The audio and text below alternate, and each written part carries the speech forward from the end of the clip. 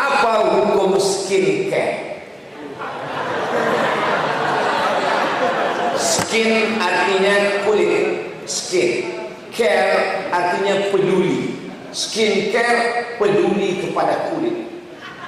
Orang yang punya perhatian. Sekarang bahasa kitanya perawatan.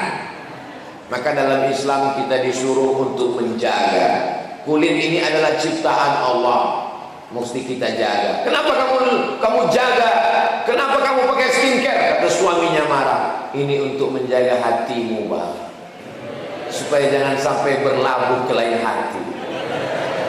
Jadi kalau seorang istri merawat tubuhnya, merawat rambutnya untuk suaminya, maka itu baik. Tapi sekarang banyak perempuan itu bersolek merawat dirinya bukan untuk suaminya, tapi untuk suami orang lain.